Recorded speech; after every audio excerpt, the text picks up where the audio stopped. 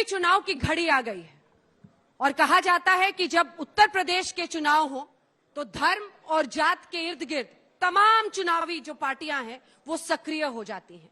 और खास तौर पर इस बार जिस अंदाज में असदुद्दीन ओवैसी की एंट्री हुई है, ओवैसी फैक्टर या फिर कह लीजिए चुनाव का धर्म कांटा किस तरफ हिलता हुआ दिखेगा, इसी पर हम चर्चा करेंगे। सिद्धार्थनाथ सिंह साहब वरिष्ठ मंत्री सरकार के और असदुद्दीन ओवैसी जी AIMIM के अध्यक्ष हमारे साथ हैं। चर्चा की शुरुआत करते हैं। ओवैसी जी, मैं आपके साथ शुरुआत करना चाहती हूं। ओवैसी जी आए, क्या लाए? धर्म का कांटा लाए, ये आरोप लगता है आप पर, क्या होगा आपका जवाब? नहीं, ये तो बिल्कुल गलत है। मैं कभी धर्म का ना यूज किया इलेक्शन में, ना कभी करूंगा, और अगर करता हूं तो इलेक्शन कमीशन और जितने हमारे पॉलिटिकल अपोनेंट्स हैं वो फौरन इलेक्शन कमीशन को कंप्लेन दे सकते हैं। MCC का वायलेशन है। परेशानी यहां पर शुरू हो जाती है जब हम उत्तर प्रदेश में आकर ये कहते हैं कि हमको हमारा हिस्सा चाहिए। और उत्तर प्रदेश की सियासत हो या भारत की सियासत की एक तल्ख हकीकत यह है कि जिसके पास सियासी ताकत है उसी समाज को उसका हिस्सा मिलता है, इससे कोई इनकार नहीं कर सकता। और अगर आपको मैं डेटा देना शुरू करूं तो इसको भी कोरॉबोरेट कर सकता हूं। यही हमारा लड़ाई है, यही हमारा झगड़ा है, यही हमारा डिमांड है कि भाई हिस्सेदारी की सियासत हो। तो जब उस पर यह बात होती है तो सब लोग ये कहते हैं कि नहीं, हिस्सा नहीं दिया जाएगा, आप सिर्फ गुलामी करिए, हमारा साथ दीजिए या डरते रहिए। तो हम इन चीजों को उठाते हैं तो इससे सबको तकलीफ होती है। चलिए, शुरुआती कमेंट एक आपसे लेने के बाद ही मैं अगला क्रॉस क्वेश्चन उनसे करूंगी। आपको तो मुस्लिमों के वोट चाहिए नहीं, तो मुझे नहीं लगता वो आपके बारे में बात कर रहे थे। वो कह रहे थे कि ये आप कैसे कहती हैं? क्योंकि यहाँ पर बैठे आज केशव प्रसाद मौर्य जी ने कहा 100 में से 60% हमारे साथ है, 40 में बंटवारा है, उस बंटवारे में भी हमारा है। तो 40% तो आप पहले ही स्वाहा कर चुके हैं। तो अब 40 में भी हमारा है तो वहीं से शुरुआत कर लीजिए। फिर वहीं से शुरुआत करेंगे तो उसमें हमने तो नहीं कहा, हम तो कहते हैं सबका साथ सबका विकास। हमारी जितनी भी आप कार्य योजना देख लीजिए, उसके अंदर कल ही मैं प्रधानमंत्री जी का जो कार्यक्रम था गरीब कल्याण योजना के तहत, उसके अंदर जो बैग्स और जो अन्य हम लोग ने वितरण किया, तो उसके अंदर कहीं मैं 10 लोगों को दे रहा हूं, तो वहां पर 3-4 तो मुस्लिम बहनें भी थी। तो हमने कब कहा हमारा आयुष्मान कार्ड ले लीजिए, आयुष्मान कार्ड में लेके हमारे प्रधानमंत्री आवास देखिए, मुख्यमंत्री आवास देखिए, ये जितनी भी योजना है, हमने तो नहीं कहा कि इस कौम को नहीं मिलेगा, इस कौम को ही खाली दिया जाएगा। हम तो देते आ रहे हैं। हम तो कह रहे हैं हमारे सब हैं, मगर जो लोग आ रहे हैं वो कहते हैं हमें इतना ही चाहिए, हमें वो नहीं चाहिए, हमारे पास तो यही वोट होना चाहिए। तो हमारी तो नीति ऐसी नहीं है। हिस्सेदारी के नाम पर आप मुस्लिम अपीजमेंट कर रहे हैं, ये आरोप उनका सीधा है। जब वो 10 बैग देते हैं तो उसमें से 2-3 मुस्लिम भी होते हैं। अब ये सवाल कैसे आप पूछ रहे हैं कि आप इनको नहीं भाई तुम मुस्लिम हो तुम्हें बैग नहीं देंगे? देखिए, मैं बैग की बात नहीं कर रहा हूं। अगर बैग की बात करना होता तो बैग लेके चला जाता। मैं बैग नहीं चाह रहा हूं, मैं अपना पॉलिटिक्स में हिस्सा चाह रहा हूं। और उत्तर प्रदेश की सियासत में हम अपना हिस्सा लेकर रहेंगे इंशाअल्लाह ताला। जहां तक बैग की बात हमारे मौजूद दोस्त ने की, इस हिस्सेदारी का मतलब क्या है सर? ये क्या हिस्सेदारी कह रहे हैं आप? देखिए, हिस्सेदारी ये है कि मिसाल के तौर पर जब मुजफ्फरनगर का कांड हुआ, 70 के करीब मुस्लिम MLAs थे। क्या हुआ? हिस्सेदारी की जब हम बात कर रहे हैं तो आज उत्तर प्रदेश में जो मुसलमानों का लिटरेसी रेट क्या है, आप पूछ लीजिए। 5 बैग बांटे, क्या लिटरेसी रेट है मुसलमानों का? नहीं, आपने 5 बैग बांटे ना, क्या लिटरेसी रेट है बताइए। इसके लिए आप भारतीय जनता पार्टी को क्यों दोषी मान रहे हैं? आप सत्ता में हैं ना आप उसके लिए हम योजना लेकर आए। हम लोग का सब शिक्षा अभियान चल रहा है। हम तो नहीं कहते कि आप हमारे यहां पढ़िए, वही आएंगे खाली। ये तो हमारा अभियान है। हाँ, आप लोग जाएं, उनको कहें, सबको कौम के अंदर कहें कि आप शिक्षित हुइए, आप शिक्षित होकर जाइए, स्कूल में भी जाइए। कहे उसको कहा जाता है कि आप इतना ही मदरसे में पढ़ेंगे, तो उसको मदरसा को जब हम मॉडर्नाइज करते हैं तो उस पर आपत्ति आती है। नहीं, इनको किस प्रकार की नीति है? मैं जो पूछ रहा हूं आपको नहीं मालूम, इसीलिए आप बीटिंग अराउंड द बुश कर रहे हैं। लिटरेसी रेट उत्तर प्रदेश में मुसलमानों का 58% है। प्राइमरी स्कूल जो कंप्लीट माने मुकम्मल करते 20%, और जो प्राइमरी स्कूल कंप्लीट कर देते वो 15%, high school 3%, graduates 2%, drop out rate class 5 से 5 साल की उम्र से 15 साल तक ड्रॉप आउट रेट 59%। तो इसके लिए जिम्मेदार कौन है? सरकार जिम्मेदार है, कैसे? पूरी सरकार जिम्मेदार है। जहां अगर बीजेपी सुनिए विधायक होगा वहां तस्वीर बदल जाएगी। सुनिए, सॉरी, मुस्लिम विधायक होगा। सुनिए, अगर जो सरकार चाहती है तो ये क्यों नहीं कर सकती? एमएसडीपी का प्रोग्राम है, 160 करोड़ रुपए मोदी सरकार ने दिए, 10% आपने उसके इस्तेमाल नहीं किया। मैं आपको बता रहा हूं, मैं बोलने दीजिए। यही तो हम कह रहे हैं कि जब तक एक माइनॉरिटीज की पॉलिटिकल वॉइस नहीं होगी, उस वक्त तक चाहे एजुकेशन का मसला हो, पॉलिटिकल एम्पावरमेंट का मसला हो, मसले हल नहीं होंगे। क्यों? आप कितने लोग ऐसे उठाते हैं मसलों को, बताइए। माइनॉरिटी की परेशानियां आपके लिए सहूलियत की राजनीति है। मैं जब ये आपको डेटा लगता है भारत जैसे मुल्क में सिर्फ मुस्लिम बेस्ड प्रॉब्लम्स है। आप ये कह रहे हैं कि शिक्षा का अच्छा, अभाव, चलिए आप डिबेट करवा लीजिए। मुसलमान, यादव, ब्राह्मण, ठाकुर, सुनिए, देखिए सुनिए ना, आप सबकी डिबेट करवा लीजिए, इंपेरिकल डेटा लाके बात करेंगे। आज उत्तर प्रदेश में मुसलमानों का जो सोशल, एजुकेशनल, इकोनॉमिक पोजीशन है, अगर दलितों से कमतर नहीं है, कम नहीं है, तो उनके बराबर हो चुका है। आप जेल में कितने मुसलमान है मालूम मैडम आपको? Under trial 27%। कितनों का कन्विक्शन होता है? उसमें से 3 या 4% का कन्विक्शन होता है। आप बात करते हैं कि कितने मुस्लिम एमपी हैं बीजेपी से? एक भी नहीं है। अच्छा, जो दूसरे सेकुलर पार्टी हैं जो हमको ताना मारते रहते हैं, कहां से जीते वो? क्या किसी यादव डोमिनेटेड सीट से मुसलमान जीत सकता है? नहीं जीत सकता है। ब्राह्मणों का सम्मेलन होता है तो अपीजमेंट नजर नहीं आता अंजन कश्यप को, और अनुप्रिया पटेल को मिनिस्टर बनाया जाता है तो अपीजमेंट नजर नहीं आता। हमारे आगरा के मिनिस्टर को मिनिस्टर बना दिया जाता है, एमपी को, तो अपीजमेंट नजर नहीं आता। मैं क्या मुद्दों की बात कर रहा हूं? मोदी सरकार खुद ये कहती है कि हम इस ओबीसी समाज को ये कर रहे हैं, बहुत अच्छा कर रहे हैं, हम भी करिए ना, आप कौन रोक रहा है आपको? हम ये पूछ रहे हैं कि 5 साल में योगी सरकार के आपने मुसलमानों के अपलिफ्टमेंट के लिए क्या किया, बता दीजिए, जवाब दीजिए। अब मैं बताता हूं। पहले तो इनका जवाब देता हूं कि कौन सी कास्ट का कोई बना है, इसका ये तो मतलब नहीं हुआ कि खाली उसी को बनाया जा रहा है।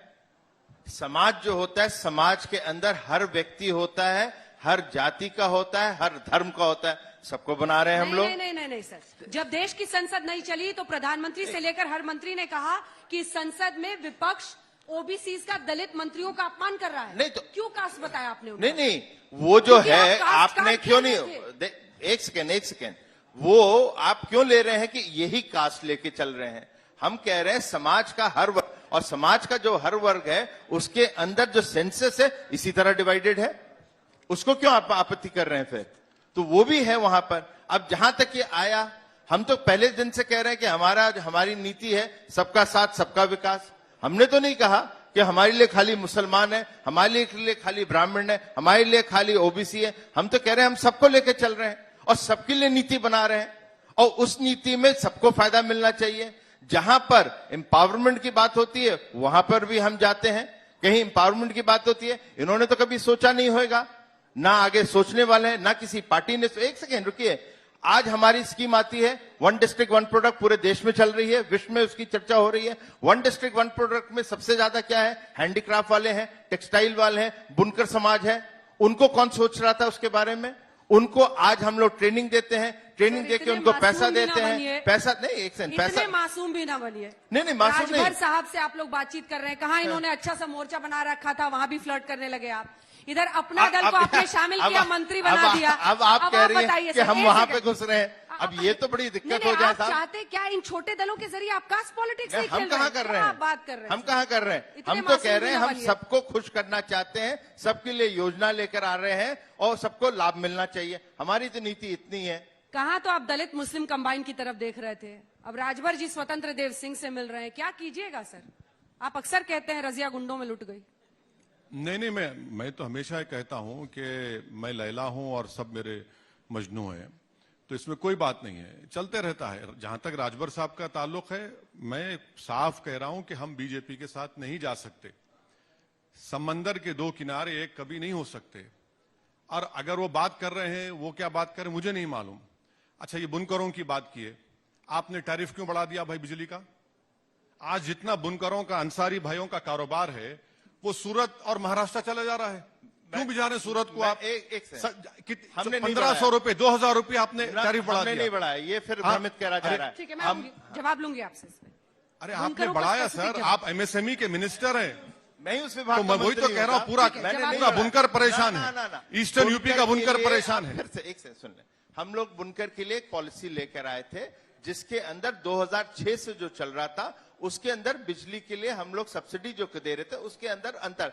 फिर हमने निर्णय किया कि हम लोग उनको इसी प्रकार से चलने देंगे, क्योंकि महामारी आई है और ये हम लोग पूरा का पूरा पीरियड दे रहे हैं उन लोग को।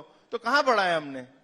आपने बिजली नहीं बढ़ाई, टैरिफ नहीं, बिल्कुल नहीं बढ़ाया, नहीं बिल्कुल नहीं बढ़ाया। माने 1500 रुपए हम उनको जो सब्सिडी देते हैं वो सब्सिडी दे रहे हैं। वो लोग देख रहे हैं, बुनकर खुद फैसला करेंगे, अंसारी भाई फैसला करेंगे। साक्षी महाराज जो बीजेपी वाले सांसद है, बड़े खुश हुए सुनकर कि ओवैसी जी आ रहे हैं।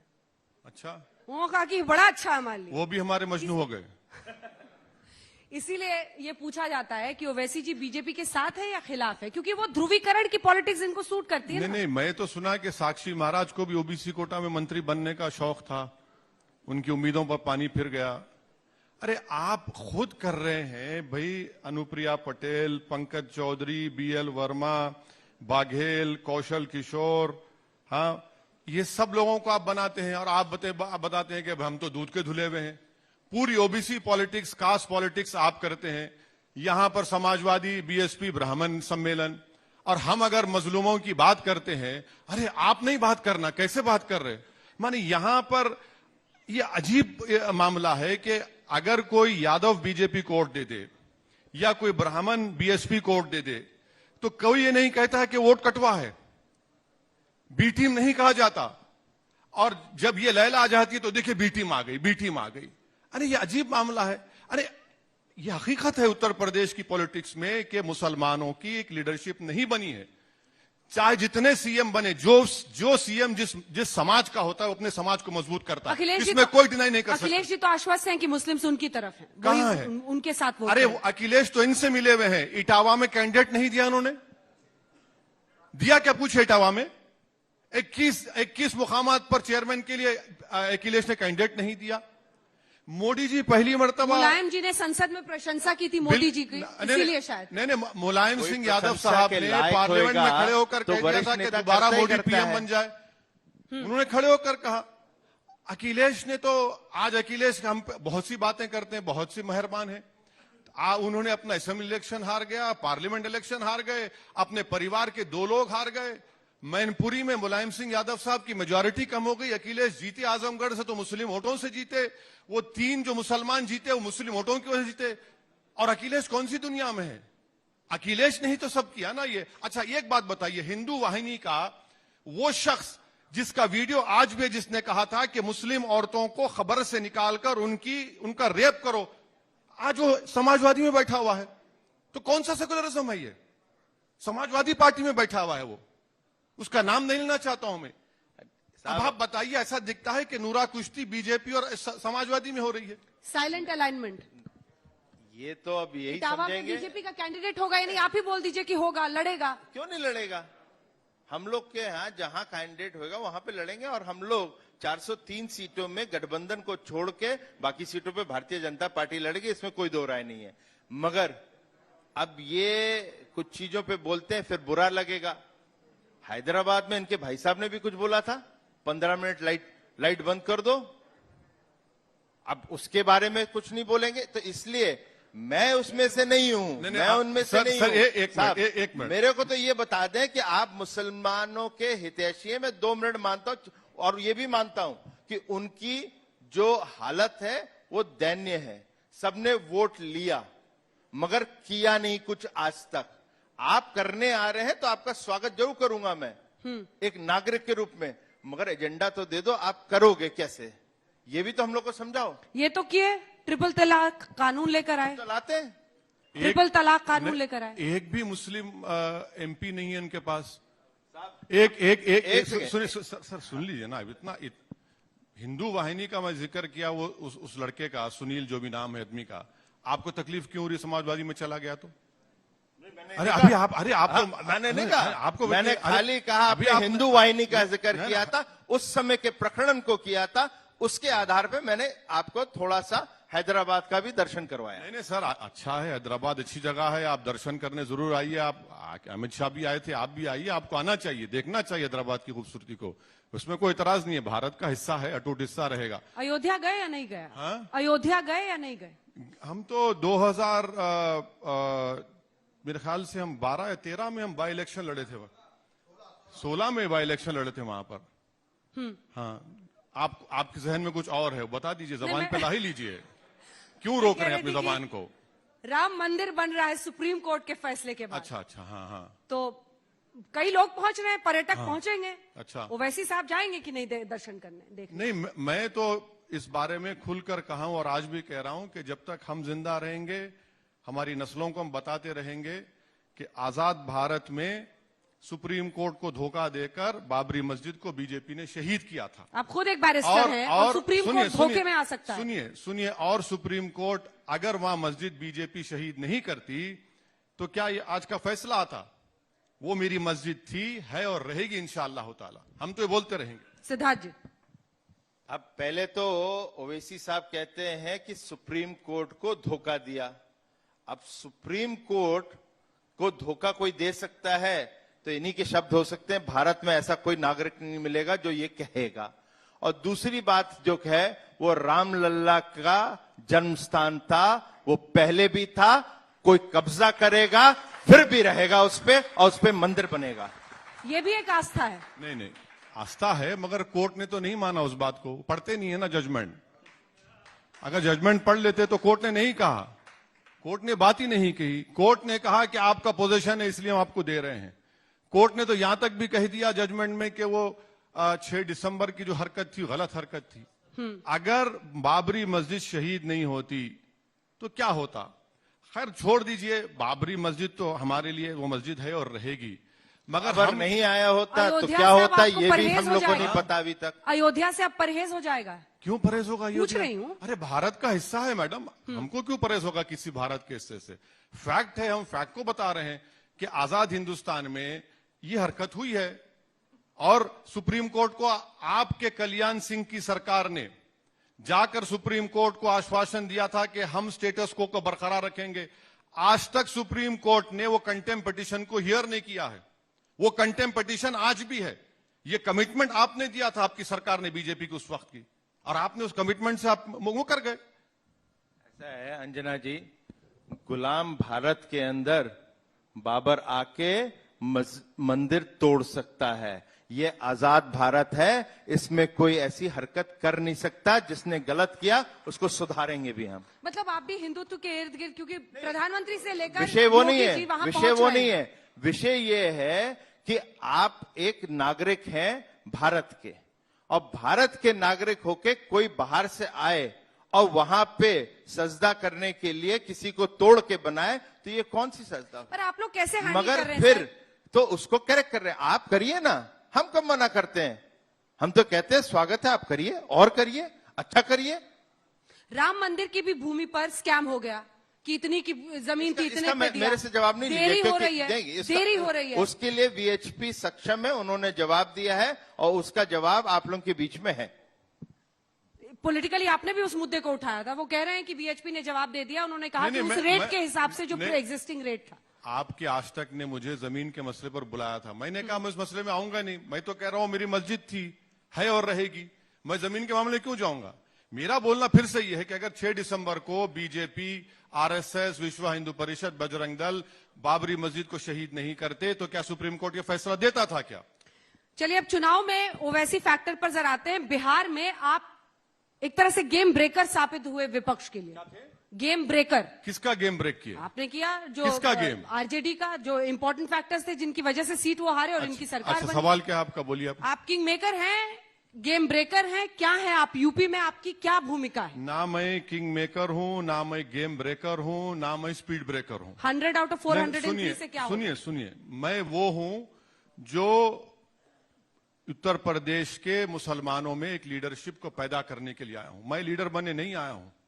हम अब बहुत पिछले 65 साल से इन नाम निहाद सेकुलर पार्टियों के पैरों का फुटबॉल बनते रहे। सेकुलर पार्टी बीजेपी का डर दिखाती, बीजेपी हमारा डर हमारे हिंदू भाइयों को दिखाती और अपना अपना ये लोग दुकान चलाते हैं। मैं यहां पर एक ऑथेंटिक लीडरशिप को बनाने आया हूं और बनाकर रहूंगा। मुझे किसी से मतलब नहीं है कौन गेम खेलता है, क्या खेलता है। अब हम अपना गेम खेलेंगे, हम अपनी पॉलिटिकल स्ट्रेटेजी को बनाएंगे। ये हमारा मकसद है। आखिर कब तक मुसलमान बीजेपी से डरता रहेगा? आखिर कब तक मुसलमान अखिलेश यादव का MY कॉम्बिनेशन की बात करते हैं, डराते हैं बीजेपी से और मलाई खिलाते हैं वाई को खाली। क्या गरीबी मेरा मुकद्दर बन जाएगा? क्या मैं ऐसा ही डरते रहूंगा? क्या लीडरशिप आएगी नहीं, बात नहीं करेगी? हर समाज की यहां पर लीडरशिप है उत्तर प्रदेश में। अगर किसी की लीडरशिप नहीं है तो मुस्लिम समाज की नहीं है। और अगर जो भी अपने आप को जो कहते हैं वो तमाम के तमाम तो गूंगे हैं, शो बॉयज हैं, मुंह में जबान है मगर गूंगों की तरह, बहरों की तरह, अंधों की तरह रहते हैं। दिखता नहीं है उनको क्या हो रहा है जमीन के ऊपर। लेकिन अकेले आप कैसे भिड़ पाएंगे? मैं अभी 16 पार्टियों की राहुल गांधी ने बैठक बुलाई। कौन? राहुल गांधी ने बैठक बुलाई दिल्ली में। हाँ, उसमें हम तो नहीं थे। हाँ, इसीलिए नहीं तो थे पूछ ना, रही हूं। नहीं थे हम उसमें। तो नहीं, हम उनके नाश्ते के लायक नहीं है ना, हमको उनको ब्रेकफास्ट की जरूरत है। भाई वो खुद हार गए यहां पर यूपी में। आप किसकी बात कर रहे हैं मैडम? आप यहां हार गए, अपनी आबाई सीट को हार गए। वो कहां कर रहे हैं? वो बेचारे वहां चले गए, साउथ में चले गए, वहीं उनको सब चीज अच्छा नजर आ रहा है। यूपी की तो कोई चीज पसंद भी नहीं आती। तो उनसे राहुल गांधी तो है भी नहीं, टाइम हो गए यहां पर। वो कुछ भी नहीं यूपी में उनका। ये तो आपके मन की बातें कर रहे हैं, तभी लोग बोलते हैं। देखिए, वो आप कुछ भी समझे, मगर ये लोकतंत्र है, इनको भी अधिकार है। ये कहते हैं कि हम अपनी लीडरशिप बनाएंगे, तो उसमें भारतीय जनता पार्टी को या किसी और पार्टी को क्या आपत्ति हो सकती है? तो लोकतंत्र है। जो पिछली बार शमशान कब्रिस्तान वाले बयान के बाद हुआ था, क्या इस बार पॉपुलेशन कंट्रोल बिल के जरिए आप ध्रुवीकरण करने की कोशिश कर रहे हैं? पहले तो पॉपुलेशन कंट्रोल बिल नहीं आया है, ये पॉपुलेशन कंट्रोल पॉलिसी है। दोनों में बड़ा अंतर है। पॉलिसी जो है वो हर 10 साल पे आती है।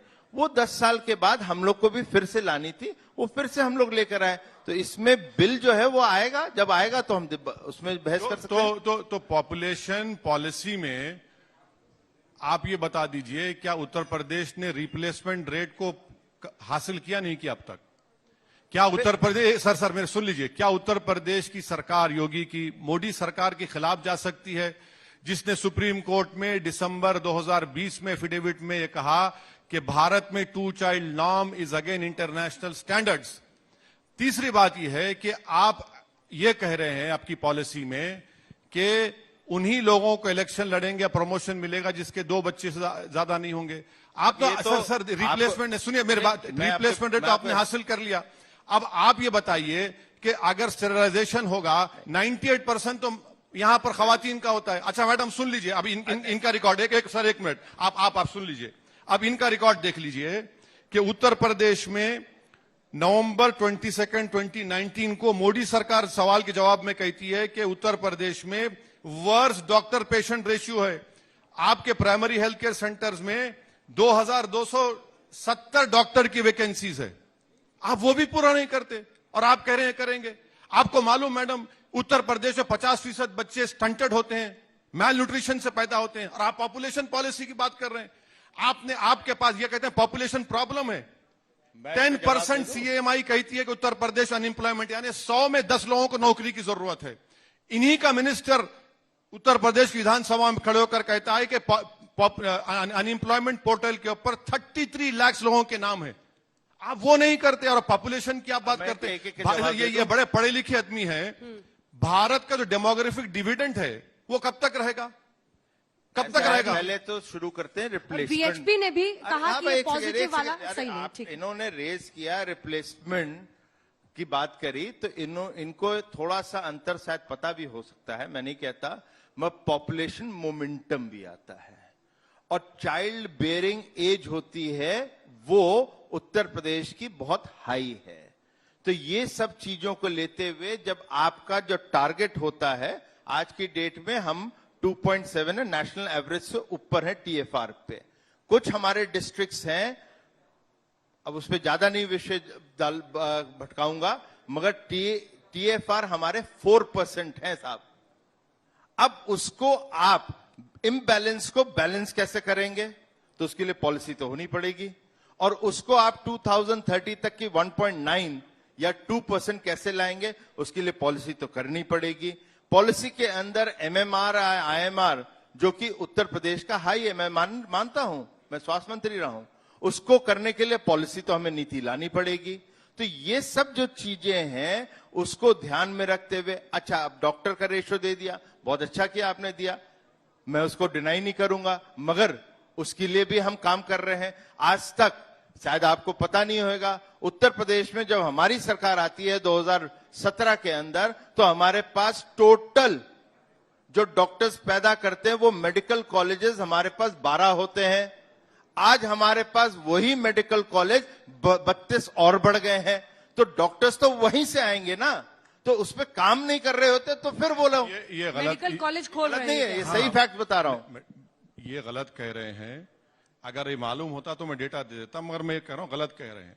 आपने 5 साल में रूरल उत्तर प्रदेश में सब सेंटर्स 13,944, आप तो हेल्थ मिनिस्टर हैं, क्यों इसकी कमी है? पीएचसी 49% कमी है, सीएचसी 53% का शॉर्टफॉल है। सर 5 साल से सरकार में आप मेडिकल कॉलेज जो नंबर दे रहे हैं वो गलत नंबर है आपका, बिल्कुल गलत नंबर है आपका। अच्छा ये बता दीजिए, चलिए आप मेडिकल कॉलेज खोले, आखिर संतोष गंगवार को, ब्रिजेश पाठक को, आपके राजेंद्र अग्रवाल को, मोहनलालगंज के एमपी को लेटर क्यों लिखना पड़ा कोविड में कि सर ऑक्सीजन नहीं है, आपके नेताओं ने ऑक्सीजन नहीं है, मेडिसिन नहीं है? क्या वो झूठ, अगर वो झूठ बोल रहे तो पार्टी से निकालिए उन लोगों को। उन्होंने क्यों लिखा उसका स्पष्टीकरण वो दे चुके हैं। जहां तक की जब कोविड की आप बात कर रहे हैं, ये महामारी के अंदर उत्तर प्रदेश का जो पूरा का पूरा उसका मैनेजमेंट कोविड कर रहा है, तो उसके लिए WHO से भी और नीति आयोग ने भी अलग अलग उसकी प्रशंसा की है। और यहां तक कि यही नहीं, ऑस्ट्रेलिया के एक सांसद हैं, वो भी बड़ी प्रशंसा कर रहे थे, यूपी की। उन्होंने कहा हम योगी जी को ले जाना चाहते हैं वहां पर, वो मैनेजमेंट कर दें हमारे लिए, जो नहीं। एक सेकंड साहब, आप कर रहे हैं, तो ये जो चीजें हैं वहां पर जो हम लोग ने मैनेजमेंट करा, आज क्यों नहीं बोलते कि उत्तर प्रदेश ने सबसे ज्यादा वैक्सीनेशन पूरे देश में कर रहे हैं, 5.5 करोड़। उत्तर प्रदेश ने जो टेस्टिंग करी है वो 6.5 करोड़ करी है। ये सब चीजों को देखें, और उत्तर प्रदेश के अंदर कभी भी ऐसा नहीं हुआ, थोड़े दिन के लिए था। अरे नीति आयोग ने तो ये कहा था कि उत्तर प्रदेश के अंदर 1 लाख प्रतिदिन हो जाएगा 30 अप्रैल से, मगर उस दिन तो वो 23 लाख नहीं हुआ, 32,000 हुआ। हमने वो पीक को होने नहीं दिया। सर ये प्रशंसा कर लीजिए साहब। और 24 करोड़ पॉपुलेशन पे हम लोग हैं। अच्छा, दूसरे लोग आपके दिल्ली चले जाए, 2 करोड़ पॉपुलेशन में, वहां डेथ रेशो देख लीजिए और हमारे यहाँ देख लीजिए, तो आपको आंकड़े मिल जाएंगे। अच्छा सर, आपने कितने लोगों को 2 वैक्सीन लगाया उत्तर प्रदेश में, कितने % लोगों को? हम लोगों ने जो आपको मैंने अभी दिया 5.5। नहीं, 2 वैक्सीन। मैं वही कह रहा हूं, जो 5.5 करोड़ का जो आपको मैंने आकलन दिया है, उसके अंदर 65%, 60 to 65% जो है वो हम लोगों ने डबल डोज कर चुके हैं। बिल्कुल झूठ बोल रहे हैं आप। सिर्फ 4% लोगों को 2 डोज लगा उत्तर प्रदेश। ये तो आप ही के पास आंकड़े हो सकते हैं, हम लोग के सरकार के तो होते नहीं, आपको कहीं और से मिलते होंगे साहब। मैं इस पे कैसे कर लूं? अच्छा सर, मैं उस पे कैसे डिबेट कर लूं? ऑस्ट्रेलिया के आदमी को आप जरा ये भी बता देते कि आपके चीफ सेक्रेटरी ने स्टेट इलेक्शन कमीशन को लेटर लिख के कहा कि 2020 टीचर्स की मौत हुई है जिला परिषद इलेक्शन में, उनको एसग्रेशा दीजिए। उसको बता देते आप। अरे आप इलेक्शन करवाते हैं, 2000 टीचर्स की मौत हो जाती है और आप उसकी तारीफ कर रहे हैं। सर पानी पर लाशें बह रही हैं, वो जमीन पर कुत्ते लाशें खा रहे हैं, और आप ये कह रहे हैं। एक उत्तर प्रदेश में कम से कम ये बहुत क्वेश्चन ले चुके हैं। उसी का जवाब दे। कोई चश्मा काला लगा के घूमता हो और उसको जानकारी न हो, खाली वो इनको अच्छा लगे जिससे वो सरकार को घेरे, तो मैं कुछ कह नहीं सकता। जानकारी ले, गूगल अभी कर ले, दैनिक जागरण ले ले, एनडीटीवी ले ले, 2014 की भी ले ले, 2015 की ले ले, वही फाफा मुंह जहां से मैं आता हूं प्रयागराज से, वही जगह पे वही आपको लाशें दिखेंगी, क्योंकि एक परंपरा है। अब वो परंपरा आपको नहीं समझ आ रहा है तो मैं क्या करूं? करना पड़ेगा। क्या आप लोगों की यही पहचान रहेगी? धुरी ऐसी रहेगी? आप मुस्लिम करेंगे या योगी करेंगे? आप मुस्लिम मुस्लिम करेंगे, ये योगी योगी करेंगे। नहीं, ये मुख्यमंत्री नहीं बोलते ना, बाबा बोलते या महाराज बोलते। उनको तो मुख्यमंत्री बोलना चाहिए ना। भारत की डेमोक्रेसी में उनका ट्वीट देख लीजिए आप, रोज रिप्लाई आता है कि बाबा है, महाराज है। अरे भाई, भारत का संविधान जिसको बाबा साहेब अम्बेडकर ने बनाया, देश का सबसे बड़ा प्रदेश है, और मुख्यमंत्री अपने आप कहता है कि मुझे महाराज बोलो, बाबा बोलो। आप टोपी पहने तो दिक्कत नहीं है तो सर। नहीं, कोई वो प्रॉब्लम भगवा नहीं है। कपड़े पहन ले तो महाराज से दिक्कत मैं है। बोल रहा हूं मुझे बाबा बोले या मौलाना बोलो। मैं कह रहा हूं असद पुकारो मुझे। बेहतरीन नाम मेरे माँ बाप ने रखा, बड़ा खूबसूरत नाम रखा, उसमें क्या बात है। मगर आप बोलेंगे नहीं, मुझे महाराज पुकारो, बाबा पुकारो। अरे ये कहां से आ गया भाई? ये तो ऐसा है, संविधान इंदिरा के जी, मुताबिक करना पड़ेगा ना आखिरी काम। जवाब। मंच इस्तेमाल करके लोगों के बीच में सच ना बोलने की कहीं आदत हो गई है। तो जो मैं डिबेट करता था 4 साल मंत्री बनने के पहले, वो शायद ओवैसी जी अब झूठ बोल के डिबेट करने की आदत पे चल पड़े हैं। जिसने कभी एक ट्वीट दिखा दो, जिस प्रकार से हमारे मुख्यमंत्री के विषय पे कह रहे हैं, तो जो सही है, कम से कम वहां तो आदर और सम्मान रखना चाहिए। कोई संवैधानिक पद पे बैठा हुआ है।